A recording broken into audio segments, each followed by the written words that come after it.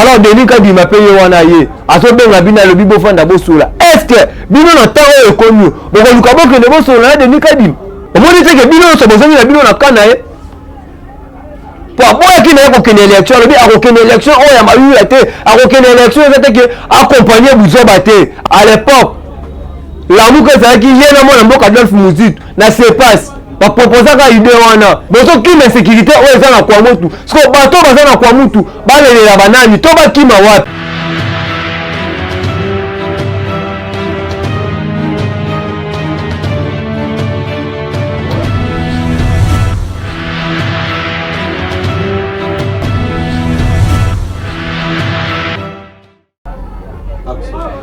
moto mingi na balandi ya océan du Congo pe ba fidèle abonné na biso ndé na mesana ko yebisa bino ba oyo balanda ka chaîne na bango chaîne ya libération chaîne oyo to kitaka sur le terrain pona ko zula bino maïman sozo le kana mboka na biso Congo toute l'information oyo le kana mboka na biso libanda to na kati biso to bomba ka vérité na sia lipekate eza bongo ya bino kabu ya long poussa mosakoli oyo akitaka sur le terrain guerrier terrain nena yebisiki bino na émission oyo uti akoleka ki maman océan aza bongo vraiment sérieusement malade na kozanga kobeta CTT pour la maladie ya maman océan po ezo sala nga passe vendredi bozaki na mutu bosololi kasi samedi oyo kuzi mutu ne tamoko ya mabe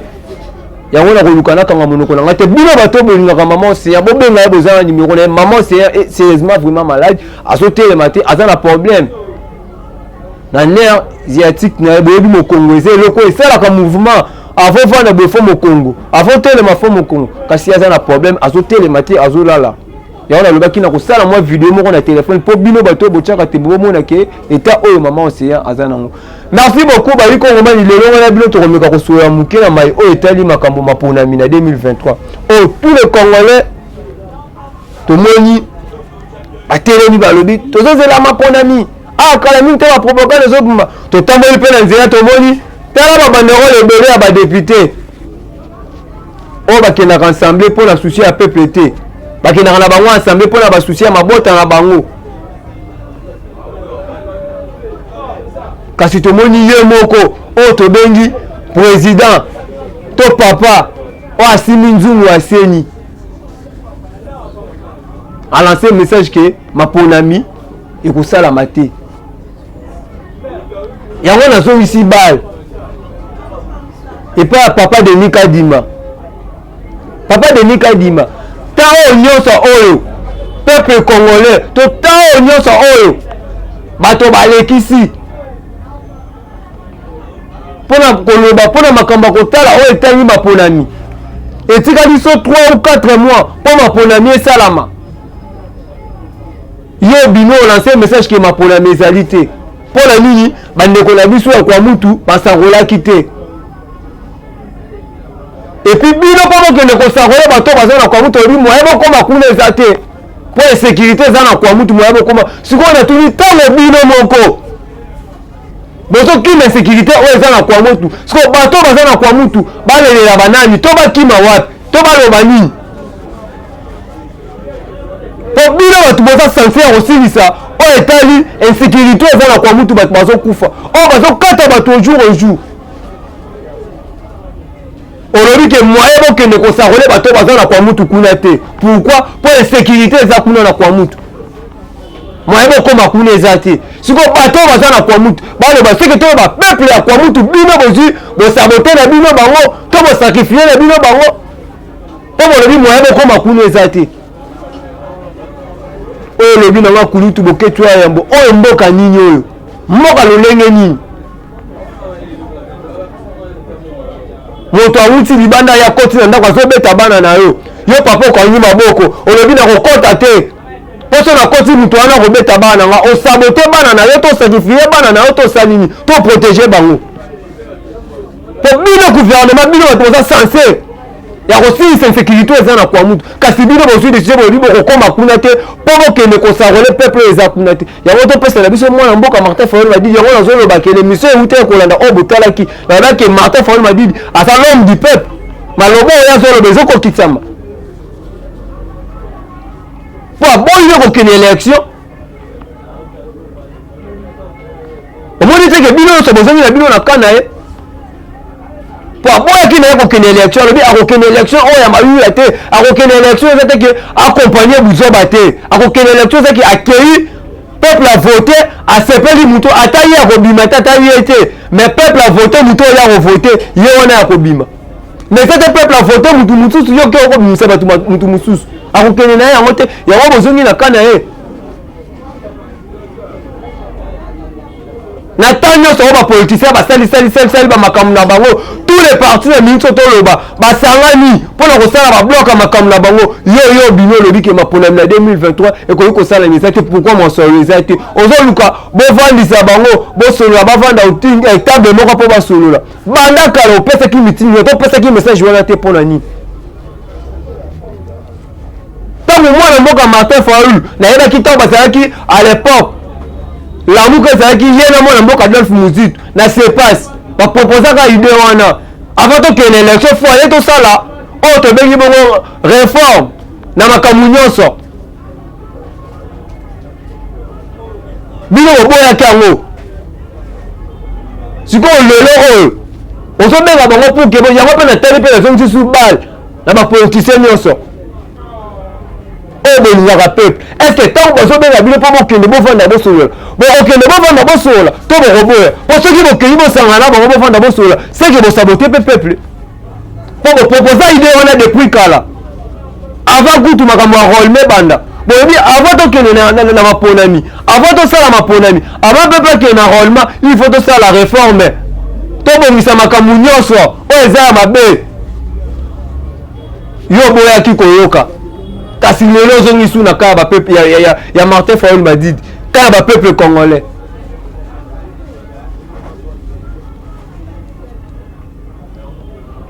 oyo mboka lolenge nini mboka oyo ezokende wapi komo ezokende wapi peuple congolais yo mutu kolanda nga na pokwa yo mutu kolanda nga na tongo yo mutu kolanda nga na ere nyonso kolanda nga kolobaka te makambo ya Kongo etalinga te makambo ya Kongo efo etala biso Kongo eza mboka na biso Kongo eza mboka mutu te nalobaka buka lopango ya Kongo eza na maboko ya moto te buka lopango ya Kongo eza na maboko ya moto nyonso buka lopango ya Kongo eza na maboko ya mutu te Kongo eza mboka moko te mutu akanga ngo ekoma ya ye te elelo tomoni bandeko na biso bapapa na biso bakardinal bato ya katoliko balobi basepeli na ide tolikanisi oyo mwana mboka Martin Fayulu apesi ezosenga teke tokende na maponami ezosenga article 64 il faut peuple congolais bima na nzela arevendike badroit bononso bolobi ke bokokanga baka o mboka lolenge nini bolobi bononse bokanga bakardinal ya mbongo basango bameka koloba te balobaka basali ya nzambe baza bato bazala kovile balobaka nini bazala bato bazala kovile baza bato baza na katikati bato bazalaka na katikati bango bazalaka pour te contre te place mabe ezali bango bayaka kotia pole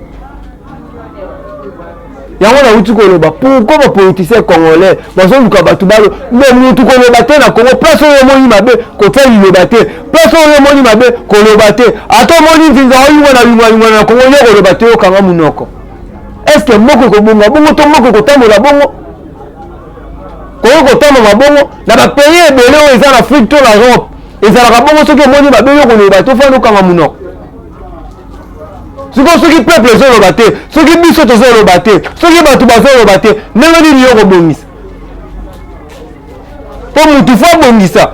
esengaka ke fo balobela ye to mpo azwa likanisi mpo aluka critique ntango bakritike na likambo abike eloko ozosala mabe nde epesi yo makasi ya koloba nde epesi yo ndimisa ya kozwa mayele kasi yo soki oboyi critique okobongisa ndenge nini président ali Martin Fayulu Madidi peuple congolais oyoki yo tokomprendaki liboso bien te na oyo olobaki tomonaki lokola ke oza traître tomonaki lokola ke olie mbongo ya Kabila tomonaki lokola ke olie mbongo ya ngambu moko boboko postule nzoka nde babi vérité babombaka yango te to lumière babomba yango na se elamba te to na se mpe ya mesa te so bomba na se ya mesa ekoyebanaka place wana lumière ezali oclair soki bayi Congo manke mpona nini yo boyaki makambo ya maponami mpona nini yo bokokende maponami na 2023 alors Denis Kadima paye wana ye azobenga bina lobi bofanda bosola est-ce que bino na tango ekonyo bokoluka bokende bosola na Denis Kadima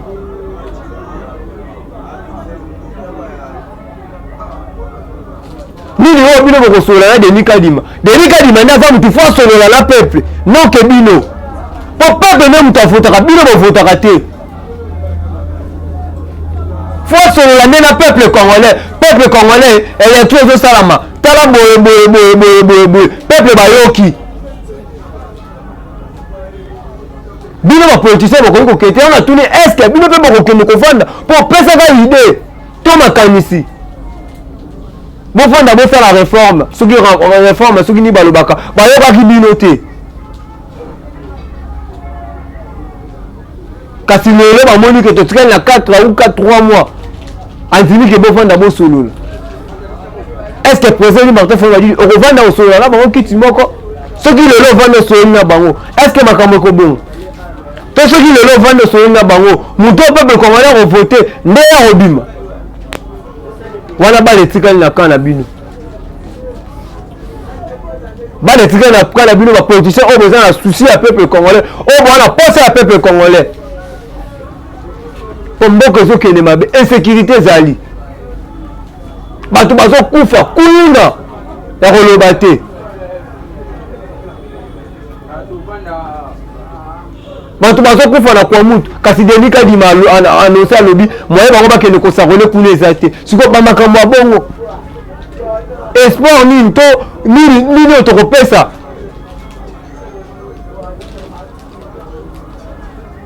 na bato oyo baodirige mboka na gouvernement oyo eza en place po tomoni Denis Kadima alobi moye bakoma kuna eza te po bakende kosakole bapeuple baza kuna sikoyo peuple banani bakosilisa sécurité oyo eza kuna na mboka eza biso moko peuple toza bino gouvernement oyo eza en place ntango yo olobi bongo bozwi décision bolobi ke moye bokoma kuna eza te sikoyo peuple congolais eza na kwa mutu ekoloba nini peuple congolais ngonga ekoki nayebisaka bino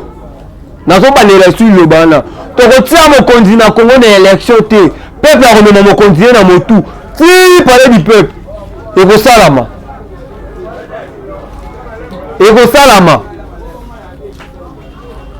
mpona oyo ezoleka na mboka na biso Congo trop c'est trop peuple congolais akolalisa misu te peuple congolais akolala lisusu te biso so tokomi éveillé